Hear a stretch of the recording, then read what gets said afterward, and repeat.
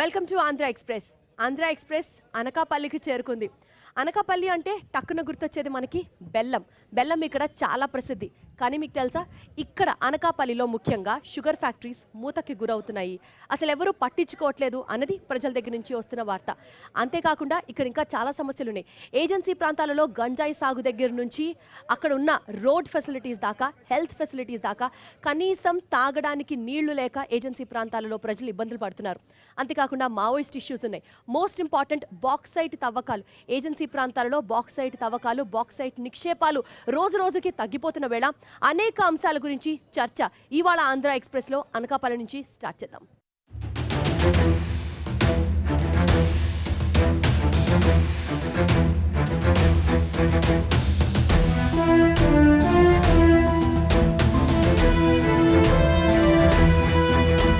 అనకాపల్లి ప్రాంతం నుంచి ఇవాళ ఆంధ్ర ఎక్స్ప్రెస్ లో డిబేట్ లో మనతో జాయిన్ అవుతున్నారు. తెలుగుదేశం పార్టీ నుంచి ఆ పార్టీ ఎమ్మెల్యే గిడ్డి ఈశ్వరి మనతో జాయిన్ అవుతున్నారు. వైఎస్ఆర్సీపీ నుంచి గుడివాడ అమర్నాథ్ జాయిన్ అవుతున్నారు మనతో డిస్కషన్ లో, ఆ పార్టీ నేత. సిపిఎం నుంచి నర్సింగ్రావు జాయిన్ అవుతున్నారు, సిఐటియు రాష్ట్ర అధ్యక్షుడు. సిపిఐ నుంచి భద్రం, ఆ పార్టీ నేత మనతో డిస్కషన్ లో జాయిన్ అవుతున్నారు. సో ముందుగా అనకాపల్లి అన్న వెంటనే ఇక్కడ బెల్లం ఎంత ఫేమస్ మనకు తెలుసు. కానీ మోస్ట్ అన్ఫార్చునేట్ థింగ్ ఏంటంటే అనకాపల్లి పరిసర ప్రాంతాల్లో, ఇంకా చెప్పాలంటే చోడవరం, సరే చోడవరం పరిస్థితి కొంచెం బెటర్గా ఉన్నప్పటికీ కూడా 4 షుగర్ ఫ్యాక్టరీస్ ఇక్కడ మూతపడే పరిస్థితి ఉంటే అందులో కొంత బెటర్గా ఉండే పరిస్థితి చోడవరంలో కనిపిస్తోంది.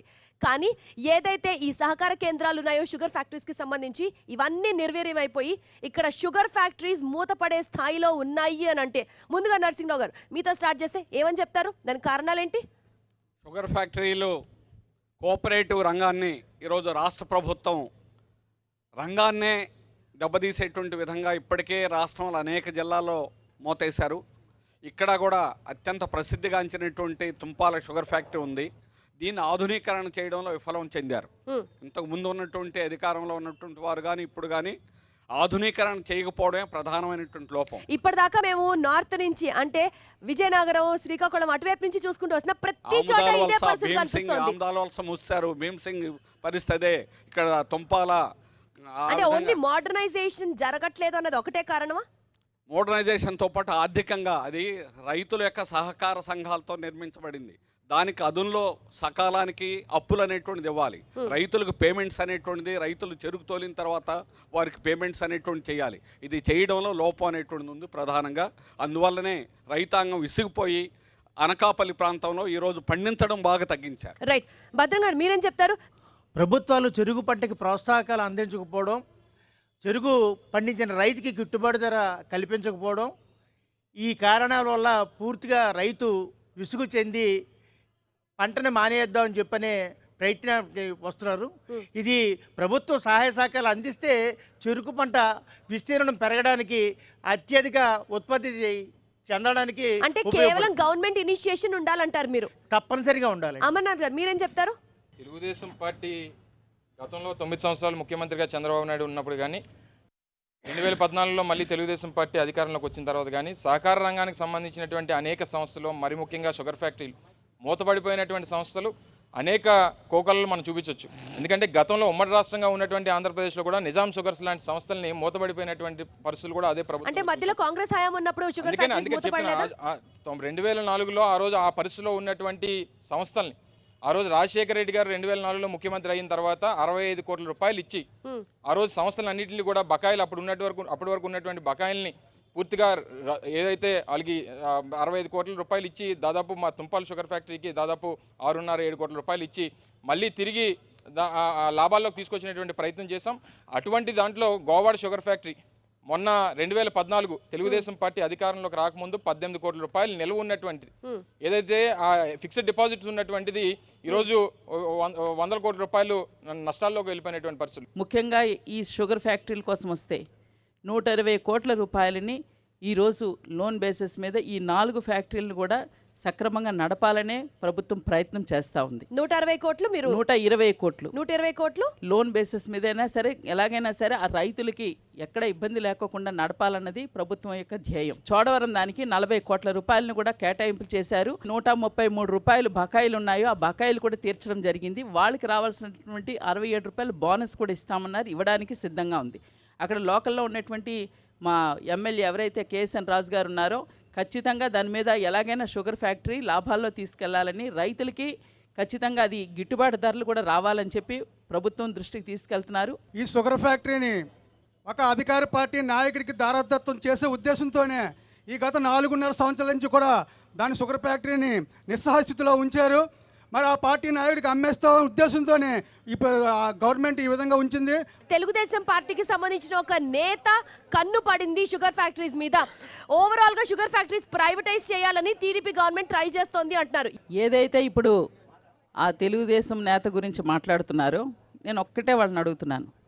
ఇప్పుడే లోకల్లో ఉన్నటువంటి అనకాపల్లిలో ఉన్నటువంటి సభ్యులు కూడా చెప్పారు, 31,50,00,000 రూపాయలు తుమ్మపాల షుగర్ ఫ్యాక్టరీకి తీసుకురావడం జరిగింది. రైతులకు కానీ అలాగే కార్మికులకు కానీ చెక్కులు ద్వారా కూడా ఇవ్వడం జరిగిందన్నారు. ప్రభుత్వం ఇంతలా చేస్తే ప్రైవేటు వ్యక్తులైనటువంటి వాళ్ళు ఏ నేత అయినా ఉన్నాయండి, ఏ నేతకైనా ఎందుకు ప్రైవేటీకరణ చేస్తారు, ఎందుకు ఆ నేత దాని మీద కన్ను పడుతుంది? సహజంగా ఇప్పుడు ఉన్నటువంటి పరిస్థితుల్లో తుంపాల షుగర్ ఫ్యాక్టరీని కానీ మిగిలిన షుగర్ ఫ్యాక్టరీస్ని కానీ నష్టాల్లో ఉన్నటువంటి షుగర్ ఫ్యాక్టరీని అమ్మాలనేటువంటి ఆలోచన తెలుగుదేశం పార్టీ ప్రభుత్వానికి ఉంది. అందులో భాగంగా ఒకవేళ నిజంగా మాకు ఉన్నటువంటి అభిప్రాయం చెప్పండి, అమ్మేటువంటి ఆలోచనలో ఒకవేళ నిజంగా ఒక ప్రైవేట్ పరానికి చెందినటువంటి వ్యక్తికి అమ్మేటువంటి పరిస్థితి వస్తే దానికి ఉన్నటువంటి బకాయిలు కానీ దాని కార్మికులకు ఇవ్వాల్సినటువంటి జీతాలు కానీ మళ్ళీ అమ్మినటువంటి డబ్బుతో ఇవ్వాల్సినటువంటి పరిస్థితి వస్తుంది. కాబట్టి అమ్మేవాడికి ఆ నష్టం కూడా ఉండకూడదని చెప్పి ఆ నష్టాన్ని కూడా ప్రభుత్వమే భరించాలని చెప్పి భరించి అమ్మేటువంటి వ్యక్తికి మేలు చేకూర్చాలనేటువంటి ఆలోచన తప్పితే ప్రభుత్వానికి పక్కన ఉన్నటువంటి గోవాడ షుగర్ ఫ్యాక్టరీ మీరు ఒక్కసారి ఉదాహరణ తీసుకోండి. నష్టాల్లో ఉన్నటువంటి తుంపాల షుగర్ ఫ్యాక్టరీ 4 సంవత్సరాల నుంచి కార్మికులు ఇదే స్థానిక శాసనసభ్యులు 6 నెలల్లో నేను ఈ షుగర్ ఫ్యాక్టరీకి కావాల్సినటువంటి చెల్లింపులు చెల్లించకపోతే లేకపోతే దీన్ని తెరిపించకపోతే నేను ఇదే ముఖ్యమంత్రి గారి ఇంటి ముందు ధర్నా చేస్తానన్నటువంటి స్థానిక శాసనసభ్యుడు 4.5 సంవత్సరాల వరకు ఎందుకు అంటే ఎన్నికలు ముందు వస్తున్నాయని చెప్పి, లేకపోతే జగన్మోహన్ రెడ్డి గారు పాదయాత్ర గారికి వచ్చి మాట్లాడారని చెప్పి, లేకపోతే ఇంకో ప్రతిపక్ష నాయకుడు ఎవరో వచ్చి ఇక్కడ మాట్లాడారని చెప్పి ఆలోచన చేయడం అనేటువంటిది వాళ్ళ విజ్ఞతగా వదిలేస్తా ఉన్నాం. ఇప్పుడు ఏదైతే వాళ్ళు అభియోగం పెడుతున్నారో దానికి నేను పూర్తిగా ఖండిస్తున్నాను. ఎందుకంటే ఈరోజు ఒక ప్రైవేటు వ్యక్తికి అప్పజెప్పడానికి, అది ఈరోజు ప్రజాస్వామ్యంలో ఉన్నామండి. ఇదంతా ఈరోజు ఏదైతే ఓపెన్ డిబేట్లో జరుగుతుందో ఓపెన్ డిబేట్ లాగానే ప్రజలు కూడా ప్రతి అంశాన్ని అబ్జర్వ్ చేస్తున్నారు. ఇలాంటి సందర్భాల్లో ఎక్కడైనా కష్టం కలిగిన రైతులకు కానీ కార్మికులకు కానీ కష్టం కలిగినా ఖచ్చితంగా తెలుగుదేశం ప్రభుత్వం అండగా ఉంటుంది. తుమ్మపాల షుగర్ ఫ్యాక్టరీ ఓపెన్ అయిన తర్వాత ఏ రోజు పేమెంట్ ఆ రోజు చేస్తానన్నారు. ఈ రోజు 40 రోజులు అవుతా ఉంది, ₹1 కూడా రైతులకు చెల్లించలేదు. ఎందువల్ల మీరు చెల్లించలేకపోయారు అనేటువంటిది సమాధానం చెప్పాలి. Point number 1. Point number 2. అలాగే 10 కోట్లు నేను ఇస్తానని తెలుగుదేశం నాయకుడు నాకు అప్పచెప్పండి, నేను 10 కోట్లు ఇస్తానన్నాడు. 300 కోట్లు ఆస్తుంది. మరి ఇందాక అమర్నాథ్ గారు చెప్పినట్టే రాబోయే రోజుల్లో అతని మీద భారం కాకుండా ఉండడానికే ప్రభుత్వం కేవలం ఈ డబ్బు రిలీజ్ చేసిన తప్ప ఈ ఫ్యాక్టరీని సహకార రంగంలో కొనసాగించాలని చిత్తశుద్ధి ఈ ప్రభుత్వానికి లేదు. వ్యక్తుల కోసం ఎందుకండి ప్రభుత్వం సపోర్ట్? ముఖ్యంగా ఏజెన్సీ ప్రాంతాలలో తాగునీరు సమస్య కనిపిస్తోంది. సీఎం దత్తత తీసుకున్న గ్రామానికి సంబంధించే పెదలబుడు ఈ ప్రాంతంలో కూడా కంప్లీట్ గా తాగునీరు సమస్య ఉంది. గిరిజనులకు నీళ్లు అందట్లేదు. ఈ పరిస్థితి కాదంటారా? మీరేం చెప్తారు? ఈరోజు ఏజెన్సీ కోసం చెప్పాలంటే మాత్రం దశాబ్దాల కాలంగా బ్రిటిషు వారు పరిపాలించిన తర్వాత స్వాతంత్రం వచ్చిన తర్వాత గతంలో ఎక్కడో ఓటగడ్డకెళ్ళి బిందె మీద బిందె పెట్టుకొని చెంకన బిడ్డ పెట్టుకొని కిలోమీటర్ల లెక్కన నీరు తెచ్చుకునేటువంటి పరిస్థితి గతంలో ఉండేది. ఇవాళ లేదా? ఈరోజు ఏదైతే మారుమూల ప్రాంతాలు మొత్తం విశాఖ ఏజెన్సీలో 2014 కన్నా ముందు చూసుకుంటే నీటి కొరకు చాలా కష్టాలు పడేవాళ్ళు. 2014 తర్వాత కొంత మెరుగుపరుచుకున్నామనేది చాలా గట్టిగా నేను చెప్పగలను. ఎందుకు చెప్తున్నానంటే ఈ రోజు ఏదైతే ఏం చేశారు మీరు మెరుగుపడ్డారు? గ్రావిటీ పథకాలు ఈ రోజు ప్రభుత్వం దాదాపుగా నా నియోజకవర్గంలోనే 100 కోట్ల పైచిలకు ఈ రోజు నీటి కోసం అని చెప్పి నిధులు కేటాయించి గ్రావిటీ పథకాలు పెట్టాం. ఈ రోజు వాటర్ గ్రిడ్లు కూడా పెడుతున్నాం. ముఖ్యంగా నా నియోజకవర్గంలోనే జీమాడుగుల మండలం 40 కోట్ల రూపాయలు శాంక్షన్ చేసేసాం.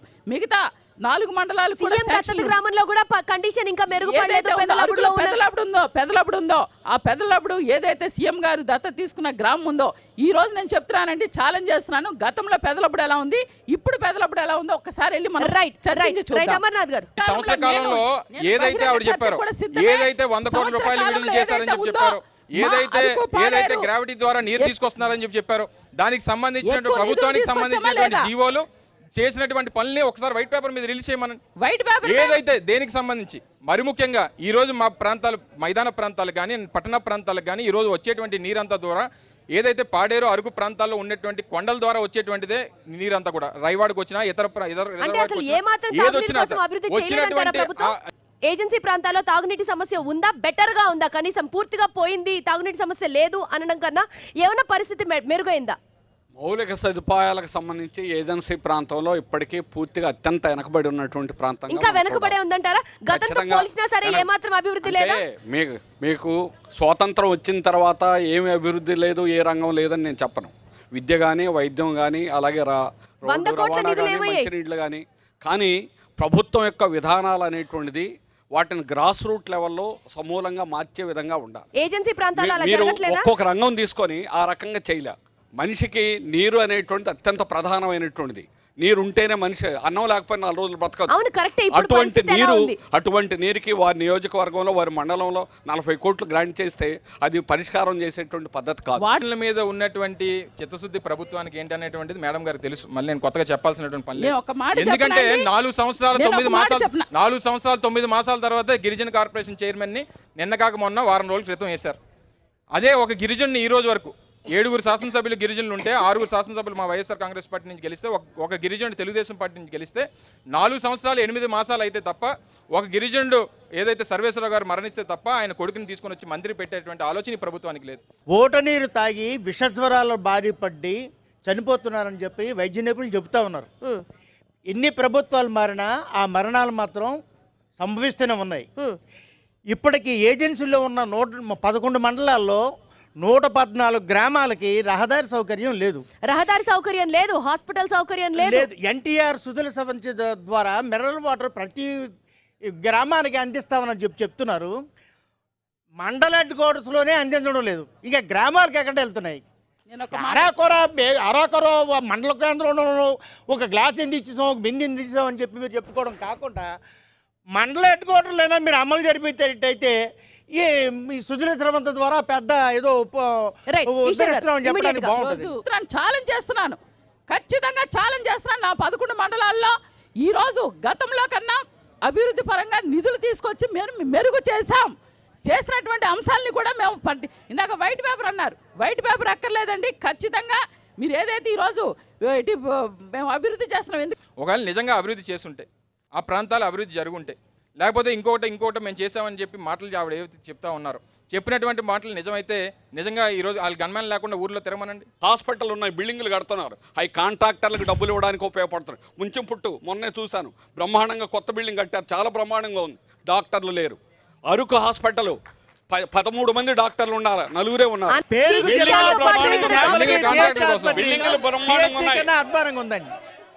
బిల్డింగ్లు ఉన్నాయి, ఒక్క నిమిషం, బిల్డింగ్లు ఉన్నాయి, డాక్టర్లు లేరు, సిబ్బంది లేరు, వైద్య మందులు లేవు, సర్జరీ లేదు, ఎనస్థీషిస్ట్ లేడు, గైనకాలజిస్ట్ ఉంటే ఎనస్థీషిస్ట్ లేడు. ఒక ఆపరేషన్ అన్నా దొరుకుద్దా? జరగదు. గైనకాలజిస్ట్ ఉన్నాడు, ఎనస్థీషిస్ట్ లేడు. అంటే ఇక్కడ ఉన్న ఒక్క హాస్పిటల్ పరిస్థితి ఉన్నటువంటి బిల్డింగ్లు అనేటువంటివి కాంట్రాక్టులకు డబ్బులు ఇవ్వడానికి బిల్డింగ్లు కడతారు. ఈ రోజు హాస్పిటల్ అంటే హాస్పిటల్లో డాక్టర్లు ఉండాలి, కావాల్సినటువంటి నర్సులు ఉండాలి. మీ ప్రభుత్వం వచ్చాక గంజాయి సాగు అరికట్టడానికి ఏం చేశారు? ఈ రోజు తెలుగుదేశం ప్రభుత్వం వచ్చిన తర్వాతనే గంజాయి సాగుని పూర్తిగా నిర్మూలించాలి. గంజాయి సాగునే పూర్తిగా నిర్మూలించాలని మొత్తం మా పోలీస్ పార్టీని కానీ ఎక్స్చేంజ్ పార్టీలను కానీ పెట్టి ఈ రోజు గంజాయి సాగు పబ్లిక్ ఒపీనియన్ తీసుకుందాం. గంజాయి సాగు గురించి, గంజాయి సాగు ఈవేళది కాదు, ఎప్పటి నుంచో సాగుతూనే ఉంది. అయితే ఎన్ని ప్రభుత్వాలు మారినా ప్రజల తాలూకా మనుగడని మార్చలేకపోతున్నాయి. ఏజెన్సీలో వరి పంట పండించేవాడికి షీల్డ్ ఇవ్వాలి, చెరుకు పంట పండించేవాడికి షీల్డ్ ఇవ్వాలి, ఆహార ధాన్యాలు పండించేవాడిని ప్రోత్సహించాలి. ఎప్పుడైతే ఈ గంజాయి పంట ఉంటుందో వాళ్ళని ప్రత్యేకంగా కూర్చోబెట్టి వాళ్ళకు ఒక ఉపాధి కల్పించేటట్టుగా చేసి Right. వాళ్ళని గంజాయి పండించకుండా వేరే మార్గమే నడిపించవలసిన బాధ్యత Right. ప్రభుత్వం మీద ఉంది. గత 5 సంవత్సరాల్లో గంజాయి సాగు పెరిగిందా లేదా అంటే ఖచ్చితంగా పెరిగింది. 5 ఏళ్లుగా పెరిగిందంటారా? దానికి కారణం ఏంటనంటే ఆదివాసీలు పండిస్తున్నటువంటి మార్కెట్ వ్యవసాయక ఉత్పత్తుల యొక్క రేట్లు ఈ 5 సంవత్సరాల్లో వాటి యొక్క ధరలు పెరగకపోవడం వల్ల వ్యవసాయం గిట్టుబాటు కాని పరిస్థితుల్లో చాలామంది, ముఖ్యంగా లోతట్టు ఆదివాసీలు ఉన్నటువంటి కోంద్ ఆదివాసీలు లాంటి లోతట్టు ఆదివాసీలు దే ఆర్ షిఫ్టింగ్ ఫర్ గంజాయి. గంజాయి సాగుని ఈ రోజున పూర్తిగా నిర్మూలించడానికి ప్రభుత్వం చాలా కార్యక్రమాలు చేపడుతుంది. అయితే ఈరోజు ఏదైతే స్థానికంగా ఉన్నటువంటి రైతులు ఉన్నారో ఉద్యానవన శాఖల్ని పెంపొందించడానికి చాలా నిధుల్ని కేటాయిస్తుంది. ఈరోజు నేను ఒకటి చెప్తున్నానండి, ఎక్కడ పండలేనటువంటి స్ట్రాబెర్రీ కానీ, డ్రాగన్ ఫ్రూట్ కానీ, యాపిల్స్ కానీ, వద్దు మేడం, గంజాయి తగ్గితే చాలు. గంజాయి తగ్గించి 60,000 రూపాయలు ఈ గతంలో కన్నా ఇప్పుడు మెరుగ్గా చేస్తున్నాం, ఇంకా చెయ్యాల్సింది. రాజమా అనే ఒక వ్యాపార పంటలో గత 4 సంవత్సరాల్లో మార్కెట్ రేట్ ఏమిటి? డిసెంబర్లో క్రాప్ ఇళ్ళకి వస్తుంది, జనవరిలో దాన్ని వ్యాపారస్తులు కొంటారు. డిసెంబర్ జనవరి మధ్యలో గత 4 సంవత్సరాల్లో వారి నియోజకవర్గంలోనే కోందు ఆదివాసీలు పండించినటువంటి రాజమా యొక్క రేటు 40 నుంచి 55 రూపాయల మధ్యలోనే ఉంది. అది కూడా కొంచెం అంటే 4 కేజీలు. అదే రాజమా మీకు ఇక్కడ విశాఖపట్నంలో ఉన్నటువంటి స్టోర్స్లో 100 గ్రాముల రాజమా 250 రూపాయలు అమ్ముతుంది ఆర్గానిక్ ప్రోడక్ట్ పేరుతో. మేడం గారు, నాకు ఒక విషయం చెప్పండి, రాజమా రేటు గత 4 ఏళ్లలో 1 రూపాయి పెరిగిందా? 1 రూపాయి పెరిగిందా? మేడం, ఇది ఏ పార్టీకి సంబంధించిన నేత అడిగింది కాదు, పబ్లిక్ కామన్ మ్యాన్ మాట్లాడుతున్నాడు. ఏదైతే రాజ్మా ఉందో, రాజ్మా సీడ్స్ ఈ రోజు మన ప్రభుత్వమే రైతులకి సబ్సిడీగా విత్తనాలు అందిస్తున్నాం. వారు అడిగారు, గిట్టుబాటు ధర అడిగారు. ఈ రాజ్మా సిక్కుళ్ళు కూడా జీసీసీ ద్వారా కొనుగోలు చేస్తున్నామమ్మ. జీసీసీ ద్వారా కొనుగోలు చేసినప్పుడు 90 రూపాయలు, 98 రూపాయలు ఆ రోజు ఇవ్వాల్సి ఉంటే, అంటే మార్కెట్ రేటు ప్రకారంగా 98 రూపాయలు ఇవ్వాల్సి ఉంటే ఆ రైతులకి పూర్తిగా ఇవ్వలేక, అంటే ఏదైతే వాళ్ళకి 98 రూపాయలు మేడం, ఇది మాత్రం జిఎస్పీ విధానం మాత్రం ఏజెన్సీ ప్రాంతాల్లో కల్పించడం లేదు. జీసీసీ ద్వారా రైతులకు అందిస్తా ఉంది. ఈ రోజు నేను ఒక్కటే చెప్తున్నాను, అది ఒక్క రాజ్మా పరిస్థితే కాదు, చింతపండు అదే పరిస్థితి, తేనె అదే పరిస్థితి, క్యాషూనట్ అదే పరిస్థితి, ఏదైతే కూడా అదే పరిస్థితి కనిపిస్తుంది. కార్పొరేషన్ ద్వారానే ఇది కొనుగోలు చేస్తున్నామమ్మా. ట్రైబల్ కార్పొరేషన్ మొన్న ఈ మధ్య పెట్టారన్నారు. ట్రైబల్ కార్పొరేషన్ 10 రోజుల క్రితం ఏర్పాటు చేశారు. వ్యవస్థ నడుస్తుంది కదా, ఒక ఎంపీ ఉన్నారు కదా, దానికి చైర్మన్ మొన్న పెట్టొచ్చు. అది పార్టీ పరంగా ఉన్నటువంటి పరిస్థితిని బట్టి చైర్మన్ పెట్టట్టు. చైర్మన్ కాకుండా ఈ రోజు ఏదైతే ఎండీలు ఉన్నారు, వ్యవస్థ నడుస్తుంది. ఈ రోజు గిరిజన ప్రాంతాల్లో సాగు చేస్తుంది కానీ, దానికి పెట్టుబడి పడుతుంది కానీ, ఈరోజు మైదాన ప్రాంతాల్లో ఉన్నటువంటి వ్యక్తులు దానికి సహకారం అందిస్తూ ఉంటే, ఎప్పుడన్నా దొరికితే ఈరోజు జైల్లో మాత్రం ఉండేది గిరిజనులు. సెంట్రల్ జైల్లో లాకప్లు కూడా ఖాళీ లేవు. ఈ రోజు దాదాపు 800 నుంచి 1000 మంది గంజాయి సాగుదారుని ఈరోజు అరెస్ట్ చేసి పెట్టారు. ఎవరు బాధ్యత దానికి?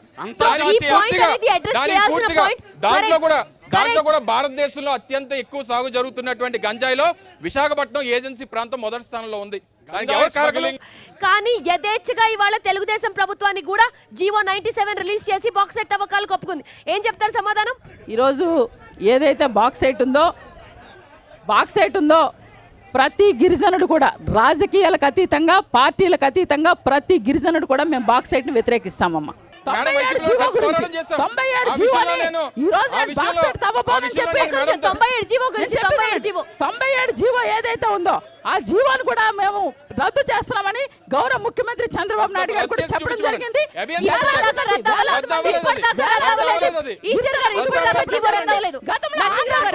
దీనికి సంబంధించి గతంలో 550 మిలియన్ మెట్రిక్ టన్నులు జెరిలా సప్పరలో ఉన్నటువంటి దాన్ని మైనింగ్ చేయడానికి, అలాగే కింద మాకువారపాలెంలో అనురాగ్ కంపెనీ ఏర్పడడానికి రాజశేఖర రెడ్డి గారు ఒప్పందం చేసి, వారు తర్వాత తెలుగుదేశం ప్రభుత్వం వచ్చిన తర్వాత దాన్ని రద్దు చేయడం అనేటువంటి జరిగింది. కానీ తెలుగుదేశం ప్రభుత్వం ఇప్పుడు జీవో నంబర్ 97 కొనసాగుతూ ఉంది. అట్లాగే జిందాల్ ద్వారా అరకు భారతదేశంలోనే ఒరిస్సా తర్వాత 2వ స్థానంలో ఆంధ్రప్రదేశ్ ఉంది. అది కూడా ఈ 4 మండలాల్లోనే. అందులో 90% గిరిజనులు సైతం తవ్వద్దు అంటూ ఎదురు పడుతున్నారు. మీరు ఉన్నారు ఆ ఉద్యమంలో. అందువల్ల మైనింగ్ అనేటువంటి దాన్ని ప్రజలు తీవ్రంగా తీసుకుంటారు కాబట్టి అది అలాగే బాక్సైట్ అనేటువంటి ఒకసారి ఖనిజం అయిపోతే మళ్ళా వచ్చేది కాదు. గంజాయి జనార్దన్ రెడ్డి, గాలి జనార్దన్ రెడ్డి ఐరన్ ఓర్ని ఎలాగైతే ఎగుమతి చేసుకున్నారో అట్లా గత ప్రభుత్వం కానీ ఇప్పుడు ప్రభుత్వాలు కానీ విదేశాల కారు చౌక గమ్ము చేసి మైనింగ్ వాళ్ళతో లౌలూచిపడి లాభాల కోసం ఈ రకమైన ప్రభుత్వం జీవో 97 రద్దు చేయడానికి సిద్ధంగా ఉంది అంటూ ఈశ్వర్ గారు రద్దు చెప్తున్నారు. ఎందుకు చేయలేదని అడుగుతున్నాం. రద్దు ఎందుకు చేయలేదని అడుగుతున్నాం. రద్దు ముఖ్యమంత్రి చేయించండి. చంద్రబాబు రద్దు నాయుడు గారే చేయించండి. బాక్సైట్ తవ్వకాలు ఎక్కడ జరుగుతున్నాయో నేను నిరూపించండి. ఈశ్వరి గారు నిరూపించండి ఈ రోజు. ఈశ్వరి గారు మాట్లాడినటువంటి లేవని నేను చెప్తున్నాను. అన్న, ఒక్క ఎక్కడ నిమిషం. జరుగుతున్నాయో లాటిలైట్ అనేటువంటిది పై పొరను లాటిలైట్ అంటారు. లోపల తవ్వితే బాక్సైట్ ఉంటుంది. Percentage పెరిగితే bauxite లాటిలైట్ అనేది ఈ రోజు నాతవరం ఇప్పుడు నాతవరం మండలం నుంచి ప్రతిరోజు 100 లారీలు వెళ్తున్నాయి ఈస్ట్ గోదావరి మీదుగా. కానీ బాక్సైట్ తవ్వకాలు జరగట్లేదు అని చెప్తున్నారు మేడం. 100 లారీలు ప్రతిరోజు ఇల్లీగల్ మైనింగ్ అవుతున్నది. ఇల్లీగల్ నాతవరం మండలం సరుగుడు పంచాయతీ. ఈ రాష్ట్ర మంత్రి అయ్యన్న పాత్రుడు గారి నియోజకవర్గం. ఈ రాష్ట్ర మంత్రి అయ్యన్న పాత్రుడు గారు ఈ రాష్ట్ర మంత్రి అయ్యన్న పాత్రుడు గారి నియోజకవర్గం నాతవరం మండలంలో సరుగుడు ప్రాంతంలో లాటిరైట్ పేరు చెప్పి బాక్సైట్ తవ్వకాలు రోజుకి వందలాది అధికార వేలాది పార్టీకి టన్నులు సంబంధించిన నేతల హస్తం ఉంది అన్నది వినిపిస్తున్న ఆరోపణ. అమ్మా ఇక్కడ ఇప్పుడు మైనింగ్ లో ఒక బాక్సైట్ ఏదైతే ఉందో ప్రధానంగా బాక్సైట్ ఉంది. బాక్సైట్ తవ్వకాలు ఎక్కడ జరగట్లేదమ్మా. సరే మేడం, జీవో నంబర్ 97 ఎప్పుడు రద్దు చేస్తారు? ఎప్పుడు రద్దు చేస్తారు? రద్దు చేస్తారు. ఎప్పుడు ఎప్పుడు చేస్తారు? జీవో ఇచ్చి 3.5 సంవత్సరాలు వాస్తవానికి రాజశేఖర్ రెడ్డి ఎప్పుడైతే జీవో ఓపెన్ చేశారో ఇవాళ మీరు కూడా దాని మీద మాట్లాడడానికి నేను దాని గురించి మాట్లాడి మా నాయకుడు మాట్లాడాడు.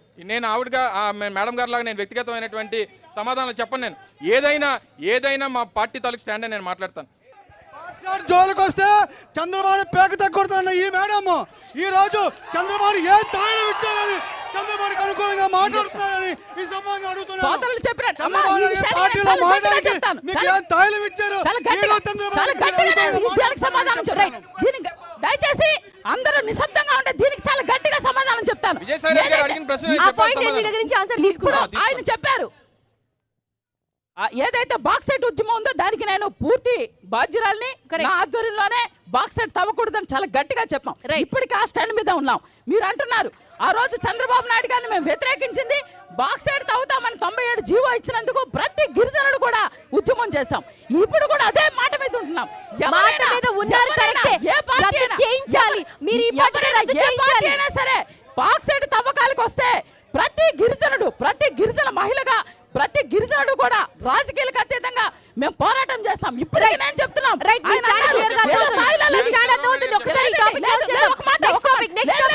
ఏదో తాయిలాలు తీసుకున్నారని మాట్లాడుతున్నారు. దయచేసి అలాంటి మాటల్ని వెనక్కి తీసుకోమని చెప్పండి. లేకపోతే తెలుగుదేశం పార్టీ నాయకులు ఏం మాట్లాడినా, ముఖ్యమంత్రి ఏం మాట్లాడినా గిరిజనులకు సంబంధించి 97 జీవో ఏజెన్సీ ప్రాంతాలలో గంజాయి సాగు దగ్గర నుంచి అక్కడ పిహెచ్సి సెంటర్స్ ఏర్పాటు చేయడం దగ్గర నుంచి రోడ్స్ కానీ డ్రింకింగ్ వాటర్ ఫెసిలిటీస్ మీద ఇంకా దృష్టి రాష్ట్ర ప్రభుత్వం కేటాయించాల్సిన అవసరం కనిపిస్తోంది. ఈ అంశాలన్నింటినీ నేతల దృష్టికి తీసుకువెళ్తున్నామని అనుకుంటూ చూస్తూనే ఉండండి లేటెస్ట్ అప్డేట్స్ కోసం TV9.